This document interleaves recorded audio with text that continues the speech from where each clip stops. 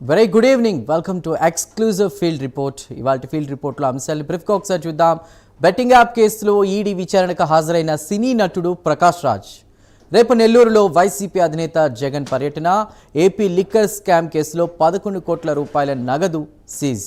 ఇక జూబ్లీహిల్స్ ఉప ఎన్నికపై కాంగ్రెస్ అధిష్టానం ఫోకస్. ఈ అంశాలపై మా ప్రతినిధులు హైదరాబాద్ నుంచి కుమార్, నెల్లూరు నుంచి నరేష్, గుంటూరు నుంచి రవికృష్ణ, హైదరాబాద్ నుంచి అజీం ఫీల్డ్ రిపోర్ట్లో సిద్ధంగా ఉన్నారు.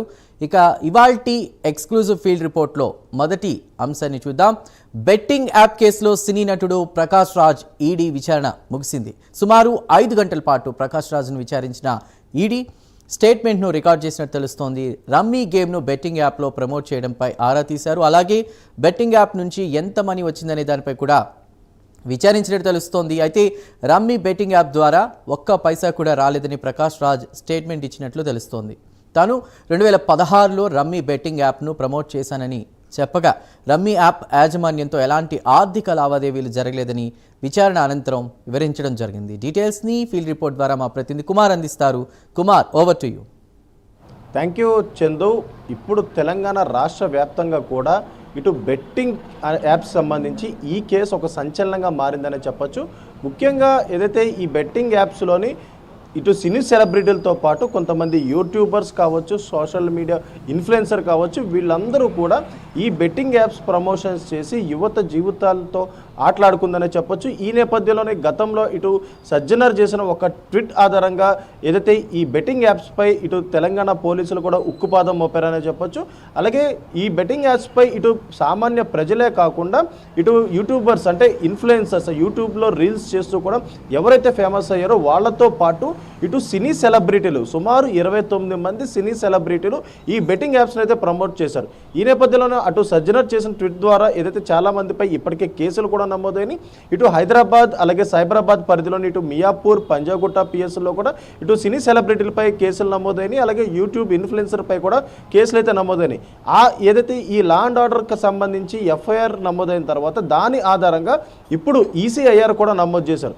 ఈడీ అధికారులు కూడా దీనిపై ఈసీఐఆర్ నమోదు చేసి ఇందులో ప్రధానంగా ఉన్న సినీ సెలబ్రిటీస్ ఎవరైతే ఉన్నారో వీళ్ళందరినీ కూడా విచారించేందుకు రంగం సిద్ధం చేశారు. గతంలో ఏదైతే రానాకి 23వ తారీఖునే ఏదైతే ఇటు ఈడీ విచారణకు హాజరు కావాలంటూ కూడా అధికారులు చెప్పిన నేపథ్యంలోని ఇటు రానా మాత్రం తనకు షూటింగ్ ఉంది కాబట్టి తనకు కొంత సమయం ఇవ్వాలంటూ కూడా ఈడీ అధికారులను కోరిన నేపథ్యంలోని వచ్చే నెల అంటే ఇటు ఆగస్టు 11వ తారీఖు ఏదైతే విచారణకు హాజరు రావాలంటూ చెప్పారు. అలాగే మరొక పక్క ఈరోజు అంటే 29వ తారీఖుని సినీ నటుడు ప్రకాష్ రాజ్ను కూడా ఏదైతే ఈడీ విచారణకు హాజరు కావాలంటూ చెప్పారు. ఈ నేపథ్యంలో ఈరోజు ఉదయం ప్రకాష్ రాజ్ ఏదైతే ఈడీ ఎదుటైతే హాజరయ్యారు. ముఖ్యంగా 5 గంటల పాటు ప్రకాష్ రాజ్ని ఈడీ అధికారులు పూర్తిగా విచారించారు. ముఖ్యంగా చూసుకున్నట్టయితే ఈ కేసులోని ప్రకాష్ రాజ్ 2016లోని రమ్మీకి సంబంధించిన బెట్టింగ్ యాప్స్ని అయితే ప్రమోట్ చేశారు. ముఖ్యంగా దానికి సంబంధించి అగ్రిమెంట్ల వ్యవహారం కూడా ఇటు ఈడీ అధికారులు అయితే ప్రశ్నించారు. అలాగే మరొక పక్క ఏదైతే ఇటు లావాదేవీలకు సంబంధించి ప్రూఫ్స్ కూడా తీసుకురావాలంటూ ఇటు విచారణకు వచ్చే ముందే ఇటు ప్రకాష్ రాజ్కి చెప్పిన నేపథ్యంలోని ఈ విచారణకు వచ్చిన తర్వాత అసలు రమ్మీ యాప్కి సంబంధించి తనకి ఆ కంపెనీకి ఎటువంటి లావాదేవీలు జరగలేదంటూ కూడా ఇటు ప్రకాష్ రాజ్ అయితే స్పష్టం చేశారు. అలాగే ఈ బెట్టింగ్ యాప్స్ కేవలం తను 2016లో చేసింది మాత్రమే. అప్పటి నుంచి కూడా ఇటు ఎటువంటి లావాదేవీలు అంటే ఇటు రమ్మీ యాప్స్కి సంబంధించి కంపెనీస్ నుంచి ఇటు ప్రకాష్ రాజ్కి కూడా ఎటువంటి లావాదేవీలు జరగలేనట్టయితే చెప్పారు. అలాగే ఒకవేళ ఈడీ విచారణకు మరొకసారి పిలిచినా సరే తను హాజరవుతానని, ముఖ్యంగా ఏదైతే ఇటు భారతీయుడుగా తను ఏదైతే ప్రజలని ఎవరిని మోసం చేయలేదు, కేవలం ఏదైతే ఆ బెట్టింగ్ యాప్ ప్రమోట్ అనేది గతంలో జరిగిన విషయం కాబట్టి మరొకసారి అలాంటిది రిపీట్ అవుతుంటూ కూడా ఇటు ప్రకాష్ రాజ్ చెప్పిన నేపథ్యంలోని అసలు ఈ అమౌంట్కి సంబంధించి ఎటువంటి లావాదేవీలు జరగలేదంటూ కూడా ఇది ప్రకాష్ రాజ్ స్పష్టం అయితే చేశారు.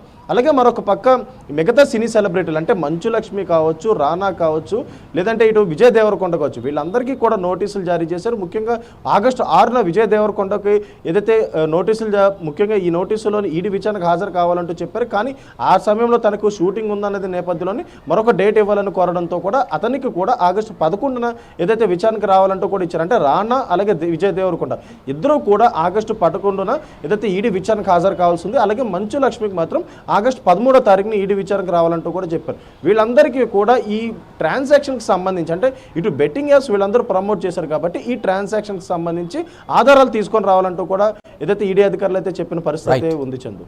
Right Kumar, thank you.